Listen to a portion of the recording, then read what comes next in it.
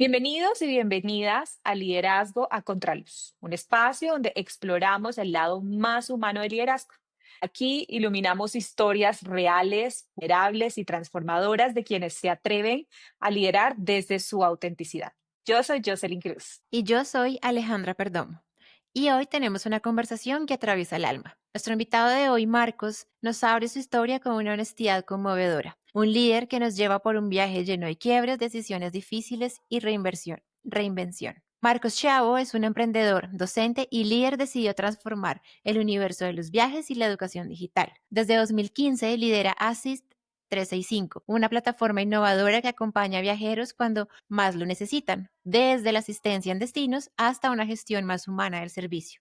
Como fundador y CEO, ha guiado a la empresa hacia su consolidación como referente regional. Además de su rol como emprendedor, Marcos comparte su experiencia y conocimiento a nivel académico.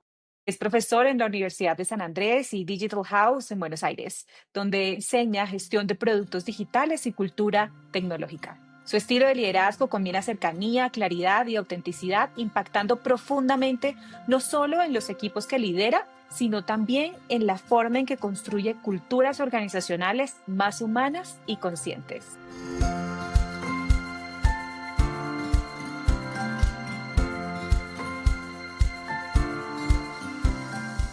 Hola Marcos, bienvenido a Liderazgo a Contraluz. Qué alegría tenerte aquí. Un placer, chicas, estar con ustedes. Súper contento de poder contar esta historia. Estamos súper emocionadas de esta conversación. Súper Sí, sí, bienvenido. así es. Entonces, Marcos, empecemos enseguida con el punto de partida habitual de nuestro programa. Queremos que nos cuentes cuáles han sido esos momentos o cuál ha sido ese momento de verdad que te ha transformado como el líder que eres hoy. Bueno, llamativamente mi origen como líder no es en un escritorio o en una oficina, sino en un vestuario. Cuando yo jugaba profesionalmente al fútbol, a la edad de 14 años, me encontré con un desafío súper importante, que era que en ese momento nuestro club, Estudiante de Río Cuarto es una ciudad del interior, a veces para ponerlo en contexto de Colombia sería como Pereira, porque ni siquiera es Medellín. Entonces, en Estudiantes de Río Cuarto en ese momento se dio una condición bastante llamativa que muchos chicos de otro club, un club que se había fundido, que había dejado de existir, vinieron a estudiantes. Y en ese momento los directores técnicos decidieron armar dos categorías, o sea, de la misma categoría 84, decidieron armar dos equipos. El A con los históricos, con los que estaban siempre, y el B, que era el equipo nuevo, donde la mayoría de los jugadores eran todos esos pibes que venían nuevos del otro club. En ese momento la dirección técnica del club eligió que yo y otro compañero fuéramos a la B. Y era muy fuerte eso porque en definitiva yo venía jugando hacía 8 años con mis amigos de toda la vida. Hoy uno de mis mejores amigos sigue siendo el Nico y una persona que estaba en ese equipo A. Me toca ir al equipo B y cuando me toca ir al equipo B era bastante difícil coordinar, gestionar, jugar con ese equipo porque en definitiva no nos conocíamos. Y dadas las reglas del campeonato, el primer partido tenía que ser entre el Estudiantes A y el B. Yo ahí sentí un poco de vergüenza, mi padre era el que me acompañaba y me seguía y me hacía como de primer hincha mío, y yo le pedí que ese año no me fuera a ver. Bueno, medio que en una discusión que tuvimos, esto de por qué parecía que me bajaban de categoría o iba a la B, Claro. yo creo que ahí algo de la vergüenza de los ojos de mi padre aparecía, pero en definitiva vamos a la historia que importa, que es cómo en ese momento creo yo que me inició como líder, es que en ese vestuario, ese sábado, ese partido, era muy importante para nosotros, porque en definitiva veníamos de los entrenamientos de perder varias veces con el equipo A, y varias veces perdíamos por mucho. Perdíamos por 4, por 5, hasta por 7 goles. El jueves anterior a ese sábado, al día del partido, habíamos perdido 5-1. Y la historia contada por mis amigos de la A dice que ese sábado, antes de entrar a la cancha, en la arenga que se da normalmente en los vestuarios antes de salir uno a jugar, se escuchaban los gritos míos de les podemos ganar, ellos creen que nos van a golear y nosotros podemos hacerlo y lo tenemos que hacer por nosotros. Y ese día el partido salió muy bien. Oh, wow. Muchos de los chicos creo que jugaron como nunca, particularmente hice 2 goles, yo creo que lo recuerdo como uno de los mejores partidos de mi vida, no tanto por lo futbolístico, sino por ahí por lo emocional y por lo que significó. Y bueno, nada, ese día yo creo que no solamente me habían dado la cinta de capitán, sino que verdaderamente logré que un grupo de desconocidos Ujú. crea en que podían hacer algo que Así es. fácticamente no podíamos. La historia cuenta que después el campeonato lo gana la A, había muy buenos jugadores en la A y siempre recordamos que ese partido no nos pudieron ganar. Y a lo mejor ahí en ese partido, además de motivar al equipo de la B, como que terminaste también intimidando a los del otro equipo por la energía que traías y porque te escucharon, ¿no? Gritando con Esa es la mucha frase de emoción. Nico, sí, esa es la frase de uno de mis mejores amigos, sí. Sí, el vestuario precario de cancha del interior de Córdoba donde nada, se escucha todo, obviamente, pero sí, ahí hubo algo de intimidación. Sí, Pero bueno, nada, esa es creo yo que el momento en donde siento que tuve un rol muy importante. Yo después seguí jugando, pero siempre al fútbol lo tomé como una profesión y no como un juego. Eso es otro de los temas que después podemos hacer un doble clic. Y a los 14, justo el año posterior a ese año, me voy a probar suerte a Quilmes, que es un club de lo Ujú. que es Buenos Aires o de la franja de AFA A, donde uno ya está federado, donde uno ya básicamente está en condiciones de decir se prepara para ser profesional del fútbol y con 15 años recién cumplidos fui a probar suerte, tuve 2 semanas jugando aquí en Buenos Aires y quedé. Y eso es algo muy fuerte porque uno va, prueba suerte y le dicen con el bolsito, volvé, trae toda tu ropa porque claro, empezás a vivir. es, es un long shot. Sí, cambia todo. Sí, Entonces, sí, de mi vida de clase media del interior, de colegio privado, calentito, con calefacción, sea vivir en una pensión con 14 compañeros, una habitación de 4, a veces agua caliente, a veces no, comiendo casi todos los días lo mismo, detrás de un sueño, ¿no? Detrás de querer ser ese jugador de fútbol que pretendía ser y que llamativamente no pudo ser, ¿no? Y ahí viene un poco como el shock de soñar pero que no se dé, de que no importa cuánto te esfuerces, en algunas cosas puede que no salga como uno pretende. Y fue sumamente frustrante para mí esa etapa porque a los 45 días de haber empezado a soñar que podía ser profesional del fútbol, me empiezan a poner en el banco de suplentes y jugué 7 minutos en todo el año en un último partido contra River que íbamos perdiendo 3-0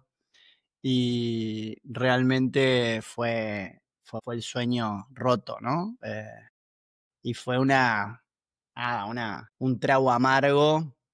claro. Después volví a Río Cuarto. Por suerte no dejé el colegio, que eso es algo que normalmente muchos de los futbolistas tienden a hacer. Y bueno, y me pude a fuerza de amor de mis compañeros, ayuda de mi madre, de mi padre, un poco de psicóloga, pude reinsertarme a la vida que tenía antes y definitivamente cuando vuelvo al club me sacan la cinta de capitán y me dicen ya no estás más para ser el líder que había sido hacía 2 años. Así que creo que es una historia que por ahí muestra Total. lo que uno puede llegar a pensar, soñar y a que ese sueño no Sí. se dé, ¿no? Sí, Marcos, y de verdad que, bueno, primero gracias por compartir esta historia. Yo creo que es muy diferente a las que nos han contado. Decir que tú empiezas a construirte como líder en un momento tan personal y sobre todo tan joven es bien atípico, pero es súper interesante. Y sí quisiera que nos cuentes un poquito más sobre ese momento, ¿cierto? Cuando te dicen, hasta aquí llega tu carrera, ya no puedes más. ¿Cómo lo afrontaste? ¿Cómo te sentiste? ¿Qué pasó ahí dentro de ti? Lloraba con un amigo más grande, me había hecho muy amigo de la pensión, pero los más grandes. Nosotros en la pensión éramos la tanda de pibes más chicos, teníamos 15 que es como la edad mínima en donde en el fútbol profesional te sacan de tu familia y te meten a jugar al fútbol, ¿no? Y busqué resguardo en amigos de Córdoba, que eran un poco más grandes, y lloraba un montón, un nivel de angustia enorme, y además tener que procesar a esa edad la decisión de qué hacer con tu vida, porque eso creo que normalmente a los pibes les pasa cuando terminan la universidad, a los 23. Bueno, a mí en ese diciembre del 99, con 15 años, me acuerdo que tenía que decidir qué hacía, si seguía jugando al fútbol, si apostaba de nuevo por mi sueño de futbolista o si volvía a casa, si volvía para atrás, ¿no? Ese sentimiento de retroceder, otra vez caer en la B, no sé. Es bastante simbólico lo que pasó ahí. Bueno, es un gran tema mío de mi análisis personal y creo que es súper interesante cómo se dieron las cosas. Sí, lloré, me angustié, estuve re triste. Me fui a las sierras, Cruz, que es la casa de vacaciones de mi familia, de mi abuela, y era muy gracioso porque muchos pibes de nuestra edad, de 15, 16 años, decían, ¿qué le pasa? Y yo decía, tengo que reflexionar qué hacer con mi vida. Me hacía el grande, Sí, de alguna forma. Pero bueno, me estaba tocando decisiones de grandes, ¿no? Exacto, eso te claro. iba a decir, fue como el primer momento de tomar decisiones grandes sobre tu vida, ¿no? Y empezar a determinar dónde continuar, qué hacer y cómo también quería preguntarte ahí, cómo fue esa relación como con tu familia y también qué decisión tomaste, ¿no? ¿Qué pasó después? En mi familia lo que pasaba era que mi madre estaba muy mal, como cualquier, creo yo, madre, mi madre profesional, contadora, esperaba que yo fuera a la universidad, esas cosas, ¿no? Y mi padre sí fue como, este quiere jugar al fútbol, déjenlo jugar al fútbol. A nivel Mm. familiar tuve esa condición, mi madre como metiéndome la ficha con frases como Dios te ha dado los dotes en la cabeza y no en los pies. Bueno, bien, mamá, yo también te quiero. Y mi padre no hablando mucho, que bueno, es normalmente una de las debilidades que suelen tener los hombres y los padres. Esto de comunicarse con los hijos les sale mal. A mi padre puntualmente yo creo que, bueno, no pudo. Ya está. Pero sí, no, solito. Yo creo que fue solito en ese verano. Es más, ni siquiera mis padres estábamos con mi abuela, mi primo, y no, fue solo, pero yo no quería volver a frustrarme. Me parece que no, yo tenía la oportunidad de ir a otro club, a Rosario Central, y, no quería volver a pasar por la agudeza de la tristeza de no poder. Y volví a mi colegio, que bueno, el colegio también hizo una muy buena función institucional de volver a recibirme. Yo me escribía cartas con los chicos del cole. Una compañera mía del colegio también me ayudó un montón. Me metí en los proyectos de la ONU, porque me costaba mucho estar dentro de las clases y además, bueno, me costaba mucho hacer de adolescente. Me había adultado demasiado, creo yo, quemando etapas. Wow. Claro. Pero bueno, Y está increíble esto porque me da mucha curiosidad cómo esto empezó a transformar en ti, como esa persona que fue creciendo, ¿no? ¿Qué decisiones fueron como que tomaste más adelante y que se ven relacionadas con los aprendizajes que tuviste en esta época? lo que sigue es que vuelvo al cole, termino el cole, me apresuro a elegir carrera universitaria, empecé a trabajar en turismo estudiantil, arranqué a trabajar como coordinador de viajes de egresado. Después tengo la suerte de conocer a mi actual esposa, justo ahora el sábado se cumple 22 años. Tuve la suerte de conocerla, a los 3 años me vine a vivir acá a Buenos Aires y trabajé mucho.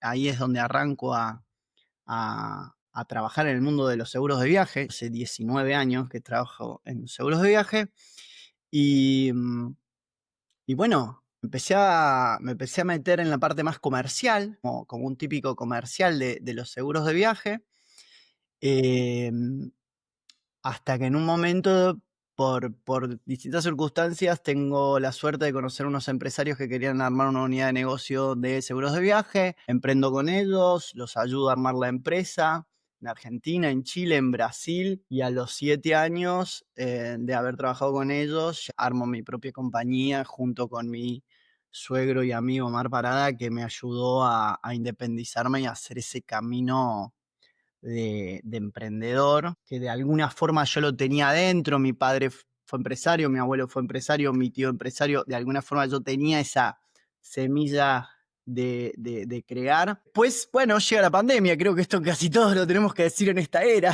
¿Qué pasó con el 2020? Nosotros vendíamos seguros de viaje y los viajes no existían más, las fronteras estaban cerradas, hasta los viajeros eran vistos como personas que transmitían el virus.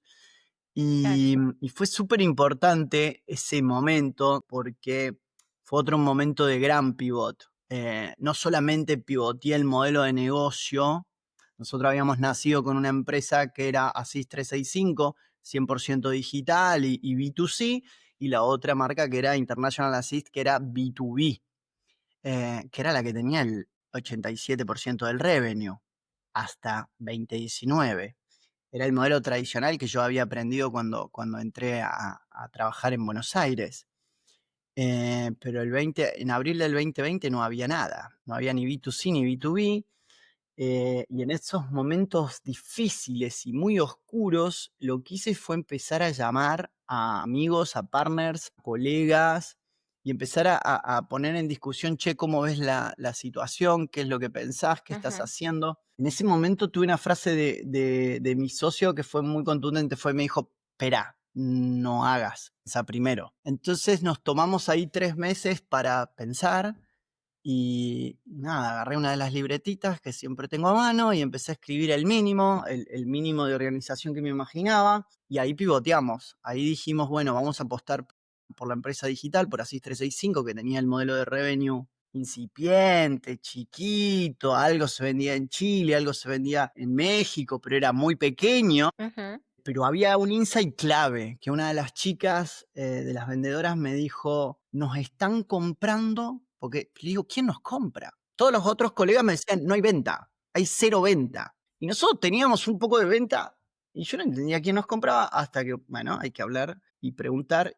Y en esa curiosidad pareció que nos estaban comprando las personas que estaban varadas. Entonces, los latinos que estaban varados afuera extendían sus coberturas y nos compraban porque Claro. les quedaba fácil, accesible, y empezamos a adaptar el producto allí. Y no solo eso, sino que nos dimos cuenta que había que tener cierto mindset de contracorriente, que era uno de la industria de viaje estaba devolviendo el dinero. Y ahí también mi socio me apoyó mucho porque nos gastamos una buena cantidad de dinero en el momento de mayor riesgo, mayor incertidumbre, para devolverle a cada persona que había comprado para un seguro de viaje más adelante en el 2020. Hicimos una lista, como siempre, en un Excel, y le ponemos el nombre, el apellido y el mail a cada persona, como diciendo, usted va a volver a viajar y nosotros le vamos a volver a vender, pero ahora le devolvemos el dinero. Esas devoluciones de dinero se hicieron virales en Twitter y ahí empecé a establecer otro tipo de relación con los influencers, porque los influencers se dieron cuenta que había un propósito distinto de esta marca, que éramos como gente que viajaba y que quería ayudar a otros viajeros. También en ese mismo momento nos pasa de que uno de los nuestros, o sea, uno de nuestros colaboradores, estaba en Machu Picchu, no podía salir de Cusco. Y empezó a decir, che, Marco, ¿vos tenés idea qué vuelo hay? ¿Cómo hago? ¿Cómo hago? Bueno, y ahí aparece otra cosa que fue genial, que fue el mapa de fronteras, que era una landing page donde teníamos básicamente país por país, nos conectábamos con IATA y podíamos saber la información de qué se pedía para cada país, cada requisito. Bueno, hay otra gran colaboración de mi primo Seba, que es uno de los devs histórico, siempre estuvo. Me dijo, sí, lo hacemos rápido, lo conectamos. Y después eso empezó a traer leads, de nuevo, posicionamiento distinto a vender seguros, sino realmente acompañar al viajero en el momento crítico. No vendíamos, estábamos solo dando información gratuita. Esa fue un poco la transición de la pandemia, no quiero seguir tirándoles No, No, genial. y duro, duro, Marcos, porque yo creo que esto a mí se me hace que se asemeja mucho a esta historia que contabas al inicio, ¿cierto? Como en un momento tan difícil, donde casi todo se ve imposible de resolver, imposible de sacar adelante, es un momento donde nadie está viajando. ¿Qué hace una compañía de seguros? Y a pesar de eso, ustedes hallan la manera de hacerlo funcionar y tú estuviste ahí, a la cabeza de la compañía, a la cabeza del equipo. Y aquí sí quisiera que me cuentes un poco. ¿Cuál fue esa estrategia que utilizaste para empujar a tu equipo en un momento de tanta dificultad? Así como lo hiciste cuando estabas con el equipo de la B, empezaste a gritar y los empezaste a motivar y los sacaste adelante y lograste que ganaran ese partido. ¿Cómo hiciste para mantener a tu equipo motivado en ese momento tan difícil para todos, sobre todo para la industria de viajes? Honestidad y comunicación, te diría. Honestidad de no creer de que íbamos a salir adelante porque sí. Honestidad de que era un momento súper complejo. Honestidad de que había que tomar decisiones muy duras. Y después comunicación. Fueron días en los que estábamos continuamente conversando con el equipo sobre pequeñas iteraciones, pequeñas calibraciones, ajustes. Y que crean en vos, que crean en Total, uno, que crean en ellos. que es lo Y principal, bueno, y sí. fue llamativo porque a partir de ese momento se cambia el modelo de nuestro negocio. Yo me decido a hacer una maestría en negocios digitales, hago un plan de upskilling a todo el equipo. Esas personas que creyeron en ese momento hoy tienen otros roles, otros ingresos, han logrado cosas bastante satisfactorias en su vida personal y económica. Sí, creo que fue Buenísimo. honestidad, comunicación y creer en uno. Y ahí te quería preguntar un poquito, después de todas esas experiencias que has tenido, ¿cómo fue aceptar que el camino del éxito ya no era lineal, ¿no? Sino que tiene sus quiebres? ¿Cómo fue para ti como aceptación de eso y empezar a navegar en esa incertidumbre? Bueno, es difícil aceptar eso, creo yo, porque uno siempre lo imagina como una cuestión bastante lineal y no lo es, como bien Ujú. decís. Yo me apoyo mucho en mi psicoanalista, que también lo empecé en marzo del 2020. em, y que no lo dejé hasta el momento y que me ha ayudado al autoconocimiento. Es una piedra fundamental para mi esposa, para nuestro núcleo es el eje de la aceptación. Esto que decías, Ale, es importante porque hay que aceptar de que el camino tiene desvíos, que el camino es duro, y de que continuamente te tenés que desafiar a vos mismo, pero conocerse a uno mismo, creo que es una fuente de sabiduría grande. Increíble. ¿Qué sentido tiene en este momento esa frase de tu mamá, no? Que los dones de Dios están en tu mente. Bueno, esa frase la dije en un curso de PYME en el IAE, que es una escuela de negocio acá en Argentina, bastante tradicional y muy simpática. Muchos compañeros me la repetían y se reían mucho. Y después hicimos un partido de fútbol y también se reían más. Definitivamente, bueno, las palabras nos forman, ¿no? Eso es un hecho. Así es. Y más la de las madres. Es el primer ser que te habla cuando estás ahí adentro, así que sí, Ujú. definitivamente.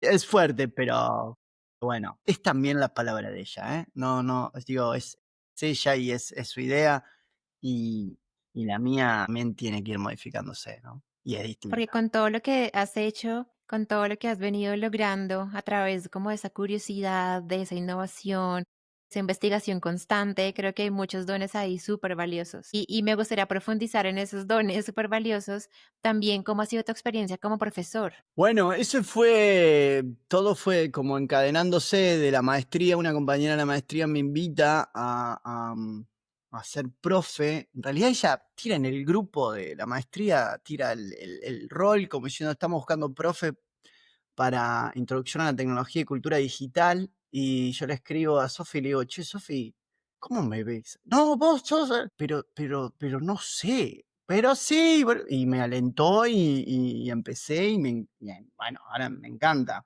Fui haciendo primero esa materia, después pasé a otra, después pasé a otra, y ahora estudiando en la materia de tercer año, Producto Digital 2, súper desafiante. En realidad yo también me pongo en ese rol de profe estudiante, Claro, porque me obligo a estudiar, me desafía mucho a leer, entonces tengo Claro. como ese espacio del sábado de preparar la clase del lunes. Y bueno, y el impacto con los estudiantes es tremendo. Al principio, obviamente, que uno arranca, pero después de 3 años se empieza a armar como una especie de comunicación entre ellos mismos, de querer venir a las clases. Y yo siempre la primera clase poco lo que trato de transmitir es mis valores personales, como sean entusiastas de lo que quieren hacer, persigan sus sueños, se les puede ir al tacho el sueño, pero pueden seguir.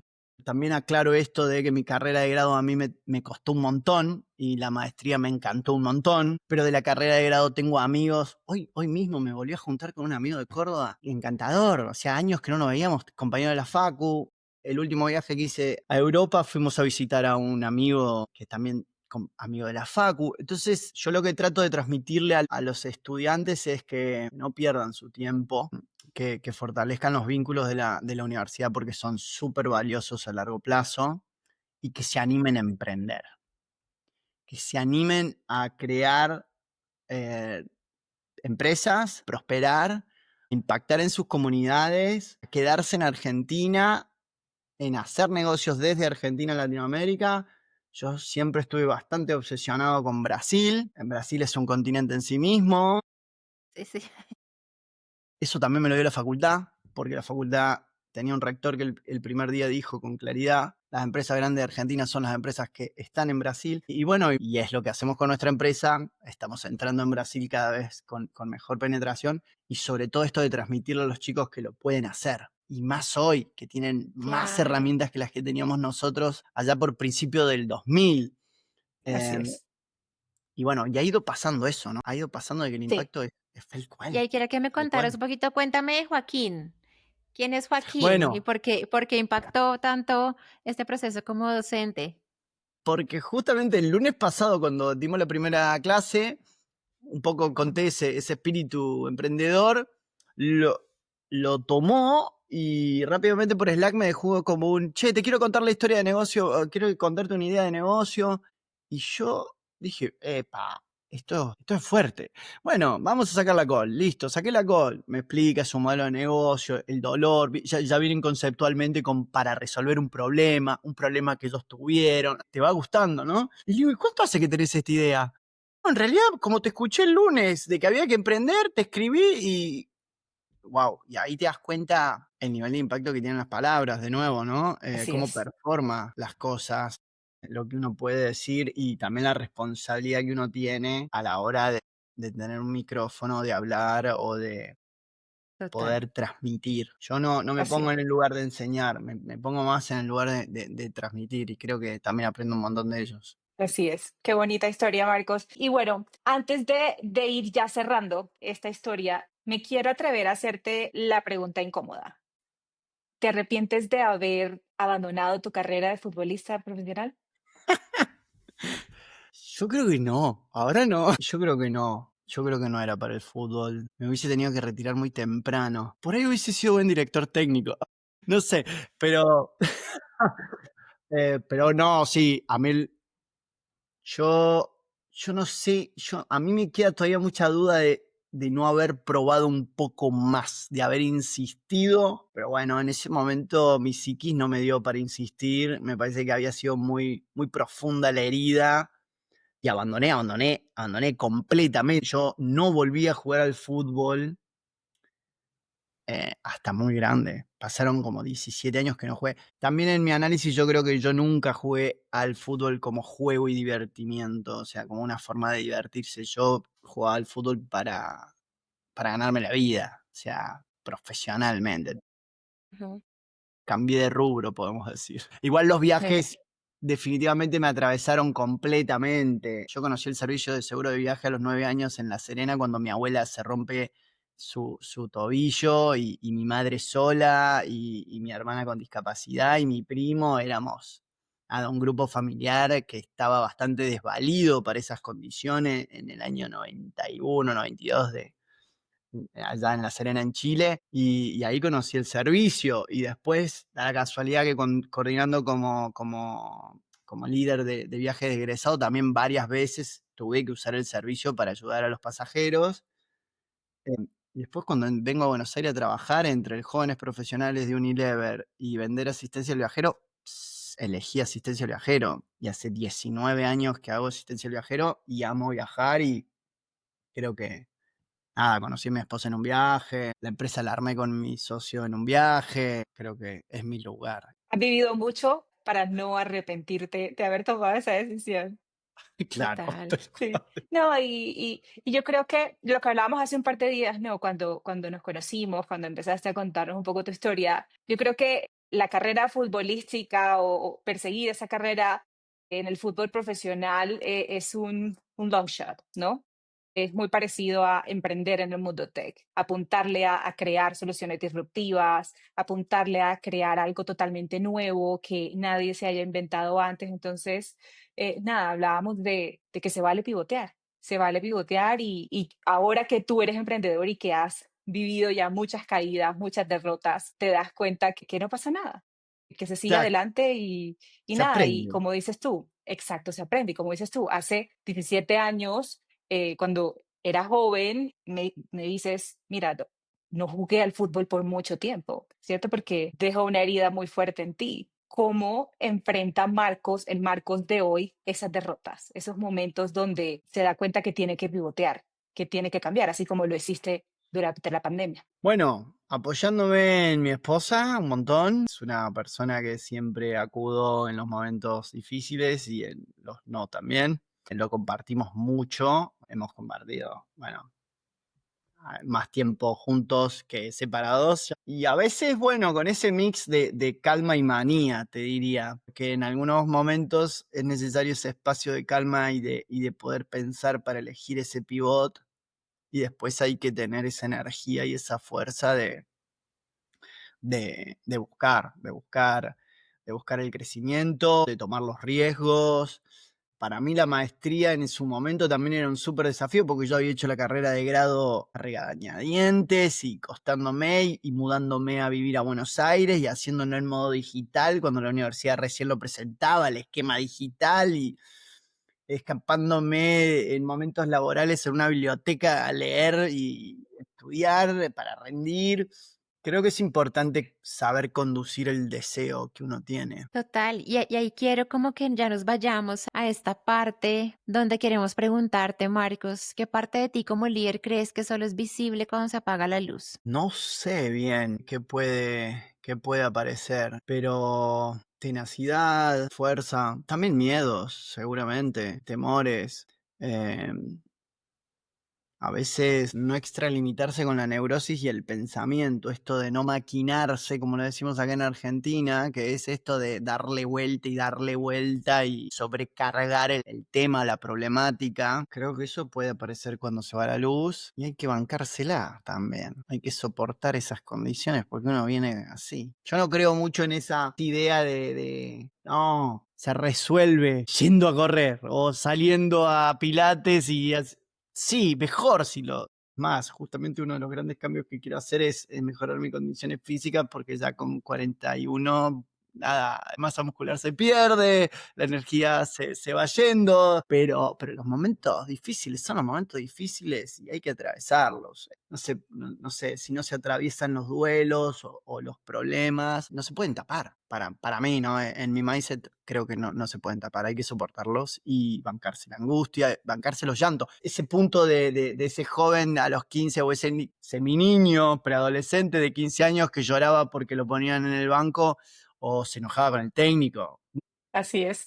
Bueno, Marcos, hemos llegado ya casi al cierre de este episodio. Antes que nada, muchísimas gracias por compartir tu historia. De verdad que ha sido muy divertida, ha sido diferente y qué chévere para nosotros y para nuestra audiencia ver cómo un líder se construye desde un punto tan personal, ¿ya? Entonces, muchísimas gracias Gracias, por contar tu historia. un placer. Ahora vamos a cerrar con esta sección de preguntas express, donde queremos que tú le cuentes a nuestra audiencia cuáles son esos hacks de vida, hacks personales o profesionales que utilizas para atravesar momentos difíciles, ¿cierto? O momentos de crisis. Aquí voy con la primera pregunta y es, ¿cómo te gestionas en medio de la ansiedad? Bueno, primero transitarla, soportarla y después evitar de que me juegue en contra. Últimamente me puse a limpiar, por ejemplo. Yo la transformé como algo valioso para que Mariela, mi esposa, de alguna forma me aliente a ir haciéndolo.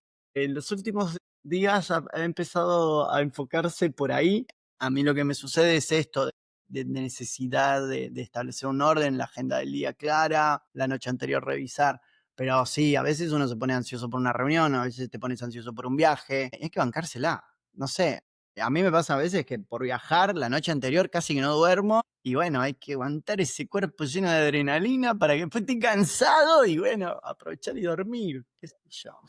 Pero sí, Distraer la ansiedad. Sí. sí, o encauzarla hacia un lugar que te sirva, ¿no? Como decir, bueno, voy a barrer Ex. el patio. Bárbaro. Súper, sumé un puntito más. ¿Cómo enfrentas los momentos de tristeza? Bueno, eso es una muy buena pregunta. Y me tocó una perrita nuestra que se murió en un accidente en un viaje, justamente, y fue durísimo. La tristeza es parte de las cosas de la vida, como la alegría. La muerte de seres queridos es algo que nos toca a todos. Enfermedades graves de familiares, tristeza por lo que haya hecho uno, o vergüenza por lo que hizo uno, atravesarlo. El dolor, los duelos hay que sostenerlos, por algo los rituales que tenemos en la humanidad existen. Intento no taparlos. El ritual número uno es el analista todos los lunes. Ese es fundamental para poder hablarlo. Las cosas se tienen que hablar. Somos seres de palabra. Entonces, evidentemente, el instrumento, para mí, hasta el momento, mejor conocido es ese, que es la palabra. Y bueno, y hablarlo con la pareja, hablarlo con amigos, hablarlo con el familiar. Escribir también puede servir. Cuando se murió mi abuela, que era una persona que a mí me acobijó los primeros 2 años en la universidad en Córdoba, que la amaba un montón y que me transmitió cosas de viaje como pocos. Bueno, nada, traté de expresar ese dolor, esa tristeza escribiendo y no publicando. Nunca lo pude publicar, ni decir, ni poner en un Instagram, ni nada, pero sí después hablarlo con mi madre, por ejemplo, o con mi tía, sí, usar la palabra. ¿Qué te ayuda a recuperar el foco y la productividad cuando te sientes disperso o desmotivado? Eso es re difícil porque tiendo generalmente me subo a todos los trenes, ¿no? Y ya por el rol y por la experiencia no lo debo hacer. Bueno, primero la agenda. Yo empecé a usar la agenda también, 2020, pandemia. Hasta el momento casi que no usaba agenda. En realidad no usaba agenda, seamos sinceros, no usaba ninguna agenda. Y bueno, establecer después objetivos de largo plazo. Yo soy sumamente largoplacista. Amo el largo plazo como forma de estructurar una idea hacia allá y poder empezar a hacer esa ingeniería inversa y decir, ok, si lo que queremos es aquello, o si queremos llegar hacia ese lado, ¿cómo nos organizamos? Y ahí se viene el foco, ¿no? Pero el foco en sí, también creo que muchas veces me lo han dado otro de los líderes o los propios líderes de mi organización cuando ya ven que me desenfoco. Pero a mí me falta trabajar un montón para poder decir que tengo tools de un líder enfocado. Y la verdad es que a veces es decir que no, es saber decir que no. Te diría que pasa por ahí. Saber decir, esta Sí, reunión no clave. me subo, esta charla no la tengo, este curso no lo hago. Bueno, Ujú. en el transcurso de las últimas 3 semanas hay 2 cursos que no me anoté, que para mí eso es un montón. Es como, bueno, está bien, Marcos. Ese no y ese no, ok. Pero como tengo ese largoplacismo que me dice, che, tenés que hacer esto, es como que aparecen, las oportunidades siempre aparecen. Pero hay que saber decir que no, me parece. Para ser bien enfocado hay que saber decir que no. ¿Cómo tomas decisiones difíciles? ¿En qué te apoyas para tomar decisiones difíciles? Bueno, eso lo aprendí en hace bastante poco también, escribirlas. Siempre ahí yo tenía como la mecánica de libretitas. Me encantan las libretitas de viaje, de arte. Tengo un montón de libretitas. Y después empecé a aplicar técnicas un poquito más evolucionadas, un poquito más de análisis, unas matrices. em, pero las decisiones difíciles hay que tratar de hacerse la mayor cantidad de preguntas posibles, y no propensar rápidamente a la solución. Así es. Excelente. Marcos, muchísimas gracias por este episodio. Nos encantó conversar contigo. Fue muy, muy divertido. De verdad que sí. Un placer, Ale, Jocelyn, la pasé genial y súper interesante lo que están haciendo por el ecosistema. La felicito. Ay, muchas gracias, Marcos, de verdad. Nos encantó, seguramente va a ser muy importante para el ecosistema también escuchar tu historia. Creo que es muy valioso ver las diferentes perspectivas de los líderes que están cambiando la forma en que funcionan los negocios digitales. Entonces, mil gracias y pues nada, te deseamos todos los éxitos en esto y en lo que sigue para ti. Un Así es. Bueno, placer. pues, un abrazo. Bye bye. Hoy tuvimos una conversación profundamente valiosa, de esas historias donde el éxito no es lineal. No hay goles, no hay millones, ni no importan los títulos, sino lo más poderoso es la resiliencia. Esa capacidad de romperse, reinventarse y salir fortalecido. Porque como aprendimos hoy, ser un crack también es romperse y animarse a reinventarse. Así es, Ale. Totalmente. El liderazgo auténtico que nos muestra Marcos no nace de la perfección, sino de nuestra capacidad de resistir, transformarnos y seguir adelante a pesar de todo. Gracias a todos quienes se quedaron hasta el final de este nuevo episodio de Liderazgo a Contraluz. Recuerden seguirnos en nuestras redes sociales en LinkedIn, Instagram y YouTube. Y si algo de esta conversación te tocó, compártelo con alguien que lo necesite. Nos vemos en el próximo episodio de Liderazgo a Contraluz. Chao. Chao.